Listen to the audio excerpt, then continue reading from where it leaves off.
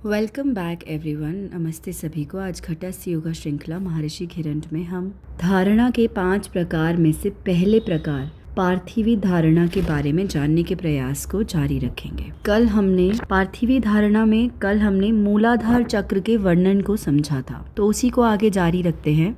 पृथ्वी तत्व या पार्थिवी धारणा कह लीजिए, इसका अभ्यास ध्यान और धारणा के माध्यम से मूलाधार चक्र को जागृत करने का प्रयास है। पृथ्वी तत्व के यंत्र का बीज मंत्र लम, ध्यान के समय इस यंत्र को लकार अर्थात बीज मंत्र के साथ अपनी चेतना में हमें धारण करना चाहिए और इस पर 5 घड़ी अर्थात लगभग 2 घंटे तक धारणा का अभ्यास करना चाहिए। धारणा का अभ्यास करते समय इसकी विशेषता और लय पर भी ध्यान देना है। यह निर्देश भी दिया जाता है कि पूरक करके अर्थात श्वास को अंदर लेकर अंदर ही रोककर इस धारणा का अभ्यास किया जाए। इसमें प्राण का निरोध करना है अर्थात श्वास को भीतर रोकना है। और ऐसा भी कहा गया है कि जो व्यक्ति इस अभ्यास को सिद्ध कर लेता है वह पृथ्वी तत्व पर, उसके गुणों पर, अवगुणों पर विजय प्राप्त करता है। यह अभ्यास एक दिन में सिद्ध नहीं होता। योगी सालों तक लगातार एक ही अभ्यास करते रहते हैं, तब कहीं उसमें पूर्णता या सिद्धि की प्राप्ति होती है।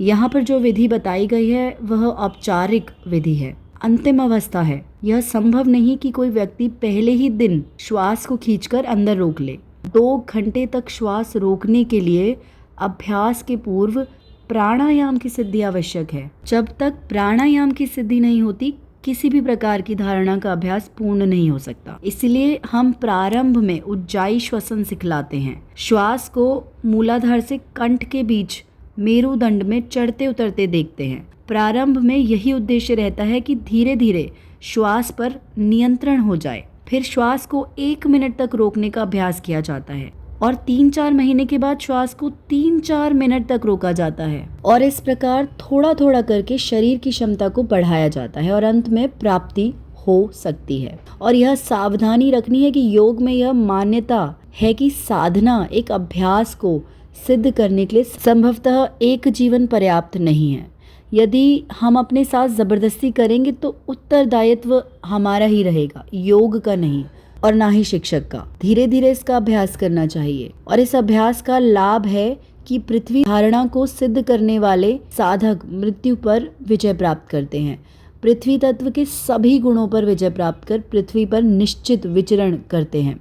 योग तत्वोपनिषद में भी इसका धारणा के विषय में कहा गया है कि जो इसके अभ्यास को सिद्ध कर लेता है वह पृथ्वी तत्व के गुणों एवं अवगुणों पर विजय प्राप्त करता है। चलिए अब धारणा के दूसरे प्रकार आम्भसी धारणा के बारे में जानने के प्रयास को भी प्रारंभ करते हैं। आम्भसी धारणा का अभ्यास करने के पूर्व आवश्यक है कि हम चित्त की चेतन वृत्तियों को शांत करें। चेतन अवस्था में जो विचार, भावनाएं एवं वृत्तियां अपने खेल दिखाती हैं, प्रकट होती हैं, उन्हें पहले समझें। यहाँ तक सुनने के लिए धन्यवाद। अब कल जारी रखेंगे।